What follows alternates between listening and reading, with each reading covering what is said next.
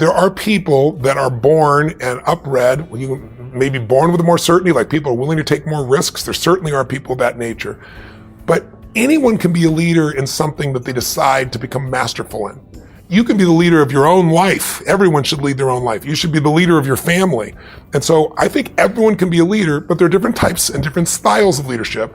And I believe that leadership is a skill. It starts with having something that you're committed to that's larger than yourself, a vision that's bigger than yourself. If there's a large enough vision, if you have enough passion for that vision, then you're going to have enough drive to actually start to execute. And then leadership is the capacity to discipline your disappointment. Because you're going to have to go through failures, and instead of making failures, you have to learn from those. And then it comes down to the skill of influence once again. And so anyone can learn, anyone can develop a vision, anyone can uncover their passion, anyone can learn to influence. That's a skill that can be learned. So yes, leadership can be taught and leadership can be learned. Can everyone be a leader? The answer is yes, because there's so many different things to lead in. And it's not a situation like you have to follow me for you to lead. I just have to know what it is I truly stand for. I really think if you really look at what will free you as a leader is recruiting other leaders, training other leaders. That's what allows an organization to grow. Because what does a leader do? They get the result. They find the way to victory. They find a way to create breakthroughs with teams of people. They don't just do it themselves. Otherwise, you can't leverage, you can't grow. I really believe in order to influence people, you got to know what already influences them. Mm-hmm. The mistake that we make is we don't connect enough to figure out who this person is. And what most of us do is try to lead other people by influencing them the way we'd be influenced. Mm-hmm. They try to influence their kid to clean the room the way that would make you do it. But even though they're your kid, they're different than you. And so they're going to do it for a different set of reasons than what you would do it for. You might have done it because someone told you to, but your kids, you tell them all day long, that's not it. There has to be something else. It's a sense of freedom they get from it, or a sense of mastery, something that's going to move them. So I always say there are two things that influence everyone. If you want to be a leader, you have to know how to change other people's states. A person is in a no state, a person's in an angry state, a person's in a frustrated state. You have to be able to influence their state, because if you change their state, you're going to change the result they get. But the second thing you have to understand is, what are people's blueprints? Blueprints are my shorthand for what are their values? What do they believe? What do they fear? I always say to people that life is found in the dance between what you desire most and what you fear most. If I want to lead you and support you, I got to know your goals, your desires. I got to know what you're scared about, what you're fearful about, what stresses you out. And if I understand that, I can communicate in a way that'll inspire you to maximize, not only when I'm here, that's management.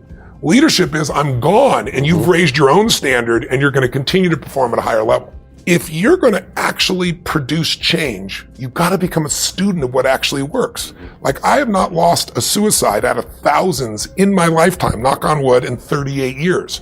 And I'm the guy that gets the phone call when the kid is melting down. I got a phone call, President Clinton calling me, and he says to me, I'm going to impeach in the morning. What should I do? My first response is, could you have called me sooner? It's like, come on. So when you learn to influence, when you learn the skills of influence, and you can learn them from so many different locations, what you're able to accomplish is breathtaking to other people. I mean, when people see someone who's suicidal, I have one night of this event, and I call You Have No Problems. And in a room of 2,500 people, on average, there's 12 people that are suicidal. And I say, who's suicidal? Let's handle it now. And every one of them is different, and no one breathes. And the reason it works is because I do what you just said. I connect, I uncover what are their belief structures. For someone to want to kill themselves, they got to believe that dying is less painful than living. And I got to shift that, or they're not going to change. They're going to kill themselves. And so how to do that is an art, but it's also a science. And what I tell people is success leaves clues. If you find someone who's a great leader, the best thing you could possibly do is go model that person. Figure out what they do different than anybody else. And you could save yourself a decade by spending a few weeks modeling somebody that strong. But the real challenge, I think, is not so much money as it is that the world has changed. If you are a blue-collar worker, if you're an unskilled worker, meaning you're not tech-oriented, you're not cognitively driven in your job, you're going to have trouble. And I don't care what the politicians say about bringing these jobs back. There are no jobs to bring back. And the reason is because technology is making labor less valuable. And that's why jobs don't produce as much unless you're high cognitive, high decision making, high tech. Those people have no problem. There's a 1% unemployment for people who make $100,000 or more. It's so tiny because they've learned to become more valuable. I always tell people the most valuable lesson I got from my mentor, Jim Rohn, was I asked, my father worked 2 jobs. We were always broke. We had no money for food.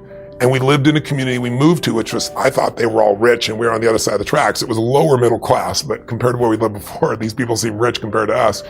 And I just didn't understand it. And Jim said to me, Tony, it's not about the value of your soul. It's about the value of you in the marketplace. And your father's skills are not that valuable. He was an underground parking attendant, and he would take people's ticket and make change. Well, the research now shows it's being done at Yale, it's being done overseas in England as well, and they found that 40% of all jobs they project in the next 10 years are going to disappear because of technology. It's going to be replaced by an algorithm, it's going to be changed. All these guys on Wall Street, you're seeing all these algorithms take over and they're getting rid of all these traders, right? It's changing radically in these hedge funds. So technology is the biggest challenge. Labor is less valuable because of efficiencies with technology, and it's going to get better and better for technology, which is scary when you think about what's going to happen for jobs. So I say to people, you got to participate in your own rescue. You've got to retool yourself. The idea that Bernie Sanders has of providing free education sounds wonderful, but the education he wants to do is community college. There are no skill sets in community colleges today, for the most part, that are going to prepare you for the economy or a job that's there. So what is that going to do? You're just going to waste more money, more time. We need to retool ourselves. The government's not going to do it for you. And a great leader in a company is retraining their people all the time. The training never stops, because that is the innovative, creative marketing edge, is your own people.